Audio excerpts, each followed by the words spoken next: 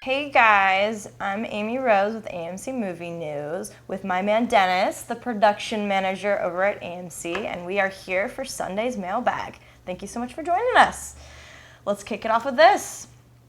Anthony Di-Francesco writes, Hi AMC Movie Talk. Sooner or later, the SpiderMan franchise will have to reboot, but my question is when?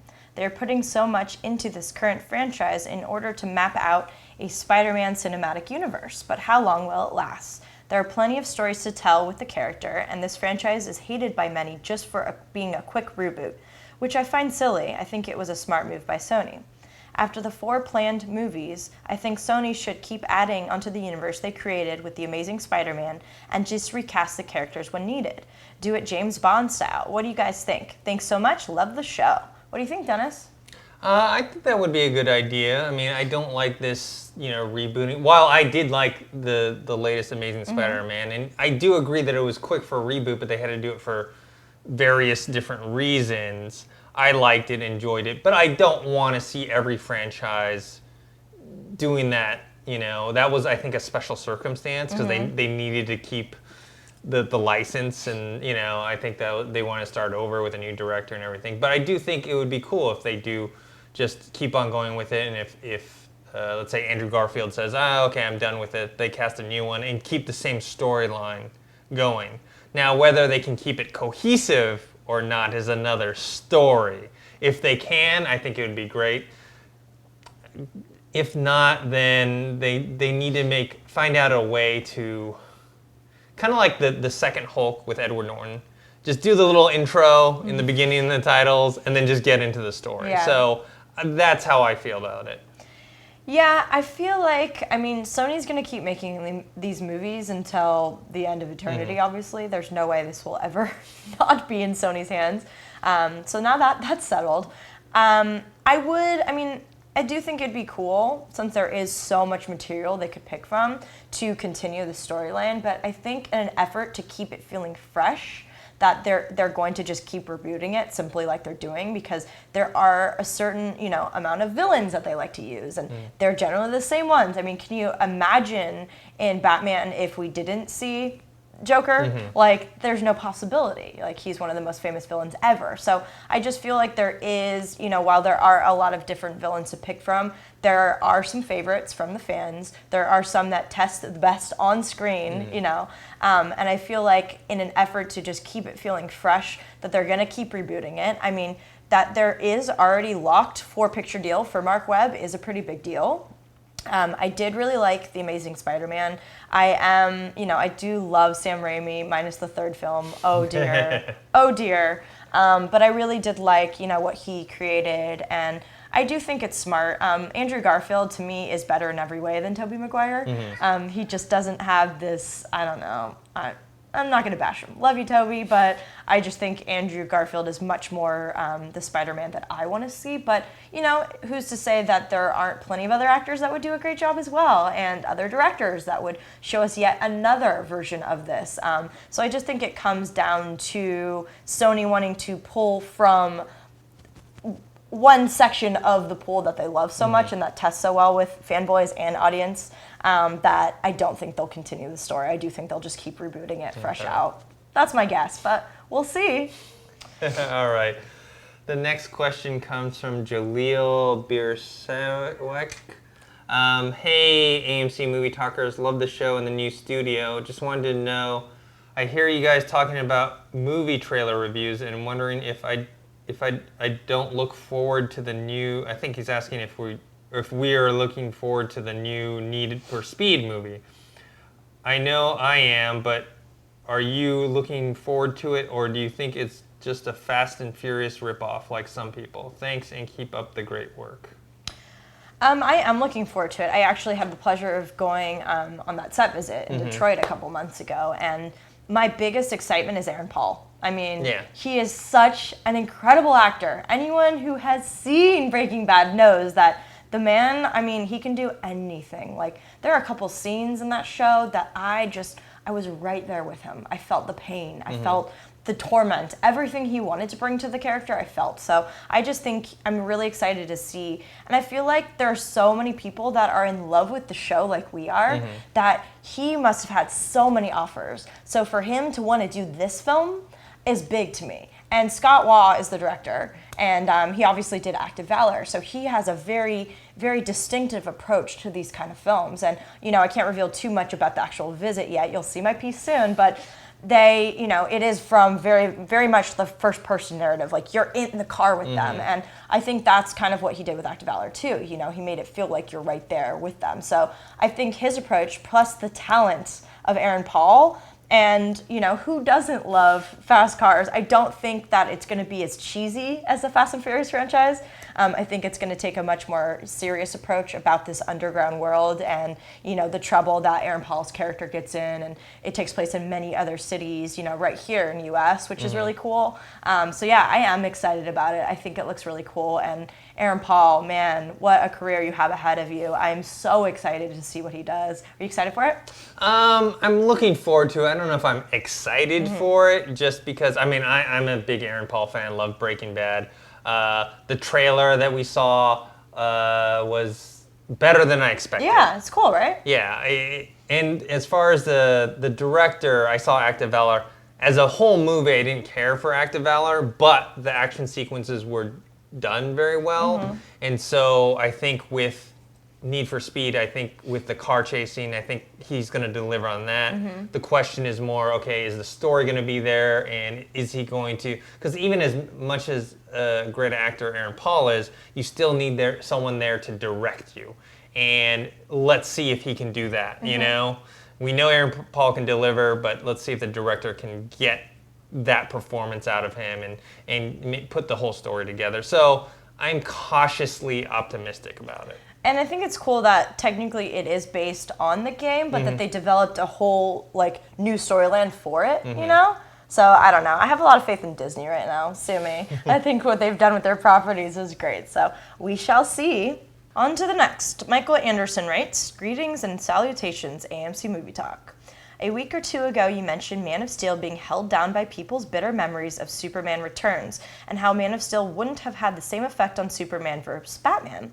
I'm wondering if you say a movie like Dark Knight Rises, which some people didn't like, cough cough, schnapp, could be the one that might hold down Superman versus Batman. Thanks, keep up the great work." I'm sorry that Schnapp's not on today to defend that.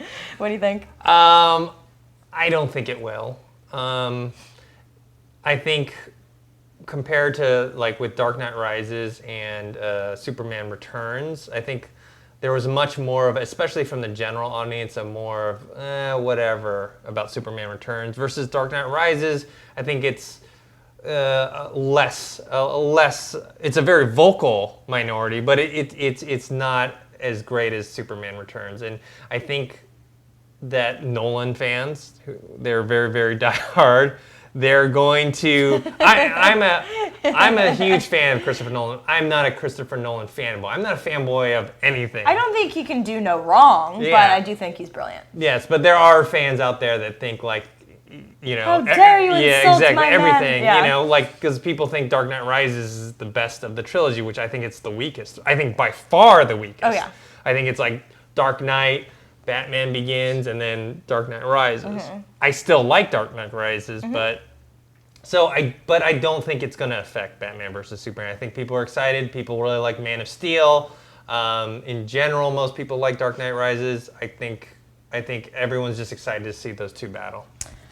First things first, let's not put Superman Returns and The Dark Knight Rises in the same group, because they should not, no. No. So, yes, I completely agree that The Dark Knight Rises was the weakest link by far, but I don't think it was a bad film. No. Sure, there are plot holes and inconsistencies and whatever, but I'm so in love with the Gotham that Nolan has created, this dark, gritty, very realistic world and universe that I love that trilogy. I think it still stands alone as one of the best trilogies out there. And my order is the same as yours. I loved Batman Begins a lot, but The Dark Knight, I mean, from performances to everything, I mean, I loved that film. So yeah, I do think that Superman versus Batman is just bigger. It's just bigger than everything because the current state of where superhero films are right now. I mean, they have been elevated to a level that none of us have ever expected. I mean, let's be real. And B, I mean, throwing, world's finest mix in there is huge. I mean, it's huge. It's showing that DC does potentially have a roadmap for, having this shared universe that we've seen Marvel so brilliantly do.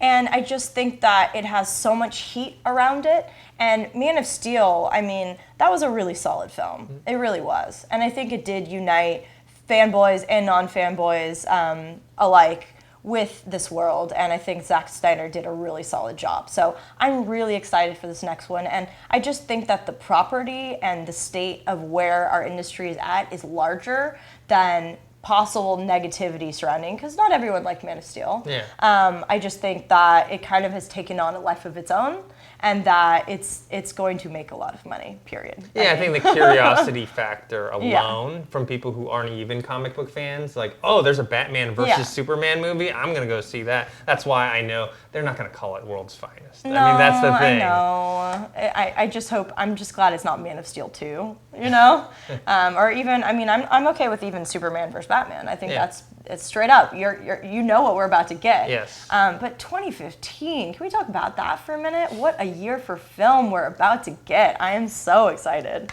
Mary Statzler writes, "Hey guys and gals, huge fan of the show. Keep up the stellar work. My question is about the Oscars.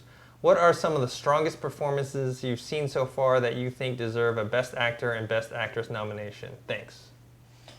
Yeah, there are really so many great films this year. I think it's a really strong year for film. I obviously haven't seen everything coming out to be a contender yet, but some of the performances that really stick out to me are obviously Michael B. Jordan for Fruitvale Station. Yes. He was so powerful. Chiwetel Ejiofor, 12 Years a Slave. Whew. I haven't seen it yet, but I heard he's pretty awesome. I literally felt paralyzed after that movie, and that's what Steve McQueen does. He's just so. Matthew McConaughey, I think he's going to be in the mix a couple times. Mud, that was one of our favorite films of the year. Yeah. And I haven't seen Dallas Buyers Club yet, but I hear he's incredible. I heard him and Jared Leto are really good in it. Yeah. How about Michael Fassbender? Is he a Best Supporting role? Yes. Okay. Oh my God. So he's not evil. Okay. He's so evil it's in not a lead. It's a supporting. Okay. Yeah. And a lot of people didn't see The Way Back. But I thought Sam Rockwell, I mean, again, it was more of a lighthearted. All these other ones that I listed are very intense and dramatic, but he was so good. I mean, I love Sam Rockwell. He's one of my favorite actors ever. But The Way Back, I mean, Steve Carell showed a different side of him. I thought that movie was packed with a lot of heart, and Sam Rockwell was a really, really good performer. For actresses, I honestly don't feel like it's as strong as Best Actor category this year. Cate Blanchett, to me, she's a sweep for Blue Jasmine. I mean, that performance, that's her movie. I mean, she's good in everything, but this movie, she was so good. And I think Woody Allen, again, it's one of his best in a lot of years. So yeah, I mean, can you think of other Best Actress noms? Well, we have Sandra Bullock for Gravity. Yeah. She's going to get nominated for sure. I don't think it's a shoo-in to me. I don't know if it's a shoo-in win. It's a shoo-in nomination. It's a shoo-in nomination. But we felt the same way about that performance. Yeah. Oh, she was really solid. Yeah. But at times I felt she was disconnected to it, and that the picture is more grand than that performance. Yeah. But sometimes, an actor or actress can get that catapulted effect, from the movie, from the film. Yeah. So. Who else? It's crazy. It's I haven't seen Blue Jasmine, but I heard Cate Blanchett's Cate great. Blanchett. Someone even mentioned for the Spectacular Now, Shailene Woodley. She was really amazing. So. Did you see that yet? I haven't seen it yet. You've got to see it. Yeah, that was still one of my favorite interviews this year with the director, James Ponsoldt. But it has been a really strong. Oh, and Prisoners. Oh, yeah. Yeah, I thought that, Paul Dano always plays the creep. I really want to see him. He played in 12 Years, too. He was also an evil... Well, he's got quite a career. I mean, he's amazing. I mean, he worked with Daniel Day-Lewis in There Will Be Be Blood. I mean, okay. And Johnny Greenwood did the score of that, Radiohead. Oh, that movie. But yeah, I mean, it's been a really strong year for film, but Prisoners was really good. I thought Hugh Jackman did a really solid job of really conveying that. But yeah, I guess Best Actress is more interesting to me because there's so many strong, even Forrest Whitaker in The Butler, he did an amazing job too. So I think Oprah Winfrey for supporting, she was pretty strong. I had no idea. She was really good. People are mentioning, and we haven't seen this film yet because it's not out yet, Amy Adams for American Hustle. Oh, I'm so excited for that movie. Yeah, I'm so excited as well. Yeah. But I heard that her performance is great in it. She looks never hotter. And yeah, that cast is just great. I'm really excited about that. So yeah, I guess as the rest of the year unfolds, we'll have some more names in the mix, huh? Yeah, I have one more. I have, for the actors, I have all the ones that you mentioned. But Michael Shannon, he's not going to get a nomination for this, but Michael Shannon in Iceman. Oh, so good. He was so good in that. Honestly, Winona Ryder was too. Yeah, she was good. She was good, but Michael Shannon, he is just everything he does. I also think he's one of the best actors out there right now. Yeah. He can do anything. He won't get the nomination because not many people saw No, that movie. even his small performance in Mud was great. Yeah. He can do anything. I love that man. All right. All right. Cody Kezia writes, sorry if we butcher anyone's names. We come from a good place. Hey, AMC Movie Crew. I love the show. I hope one day to have an awesome job like you guys. But my actual question is, do you think the superhero movie genre will eventually come to a screeching halt? There are a thing nowadays, but back in the 70s and 80s and further on, the slasher horror movie genre was really popular and generated thousands of films for at least 30 years. But now you're lucky to get one slasher film every 2 or 3 years in theaters. Will superhero movies reach that inevitable end? Bring on the filthy, please. Oh dear. So I wasn't, part of that horror slasher fandom, but I know what he's trying to say is, like, will the superhero genre get too old, too stale, just too saturated? I think not to the extent of something like the horror slasher genre where it just stops and they just stop doing them or do them once every so often. I think we'll see more of a taper down effect with the superhero and comic book movies. I think right now, obviously we're looking at 2015, 2014, maybe 2016, but I think maybe towards, 2017, 2018, maybe we'll start to see some of the movies just less frequently, because we'll probably have some more big budget disasters, and that will keep the people that are all bullish on these superhero movies are going to have to scale back and be more responsible. So that's kind of more where I see it, where it's not going to die. It's not going to die like the Western. I mean, the Western didn't die, but it's definitely Quentin brought it back, spaghetti Western. The Westerns aren't, you don't see big budget Westerns a lot, and totally. And you just don't see that many of them. I don't think we're going to get to that scale with comic book movies, but we are going to maybe limit them down. Yeah, I completely agree. I mean, I do think this is a fad like we see so many, times in Hollywood. And I mean, look at what the fairy tale adaptations have done. I mean, there's so many of those. Cinderella is coming, Snow White and the Huntsman. I mean, I feel like they're pulling from all this material, and I really hope that the superhero trend doesn't stop, because we've only touched the surface of some of the great comic books that survive and exist from generations. And, it really is interesting to think that they're so big now, because it's not like these just popped up. I mean, these have literally been around for decades. So it is very interesting. Why now? And I actually asked that to Kevin Feige, which I thought his answer was great, which you'll see the interview soon for Thor 2. But yeah, it is. I do think that, it's very hot right now. Some of the best actors in the world, best directors are part of, these universes. So I don't think it's going to die, but I do think, another trend will emerge. Yes. What will that be? Only time will tell. I think sci-fi films. I think hope so. I think sci-fi It's one of my films favorite is starting to catch on technology. I think the rise of the superhero films comes with, the technology, and now technology, you can do the things that you weren't able to do before. That's why a lot of the movies before look so cheesy. Yeah. And also just the acceptance. People are like, okay, and a lot of the people who are comic book fans now are the directors. And so they're that. It's being more accepted. And I think eventually video game movies will be the same way. Yeah, they're just starting to tap into that now. Yeah. So we shall see. All right, last question is, John T. writes, I recently saw Sucker Punch and it made me think of visuals versus storytelling.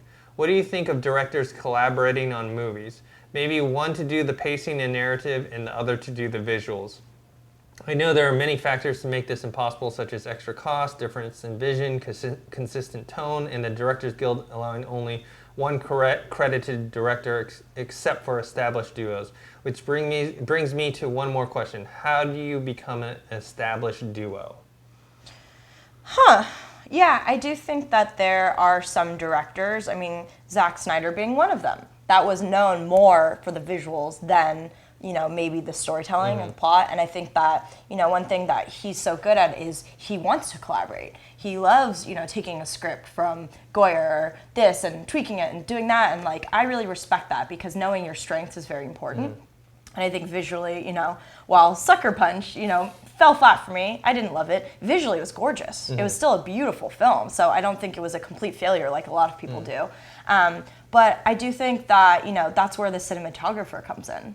I mean, a lot of people don't really give them enough credit. I mean, look at Christopher Nolan and Wally Pfister. They have been a duo for so long, and now Wally is actually going to make his directorial debut with Transcendence, which I couldn't be more excited about, with Johnny Depp, going back to the dramatic roles I want to see him in. So I think that's what it comes down to. I mean, Nolan is an amazing storyteller. He's really good at that, and aided by, the beautiful ability of the cinematographer lens with Wally. I mean, they've created such an incredible film repertoire, But I do think that's very interesting. I mean, look at the Russos. You have Joe and Anthony for Captain America. So I do think that sometimes collaborations are really strong, but you don't see that a lot with director's chair because, as we've said so many times, while we know there are so many people a part of a production, if it is a colossal failure or a huge success, it usually falls on the director. And so that's why that's not spread a lot. There's a lot of other behind the scenes, literally thousands of people. It's so fascinating to actually watch the credits roll with a film. Most people don't. And just see all these, especially with action heavy films, all the stunts and second units and all these things that are involved. It's fascinating to me.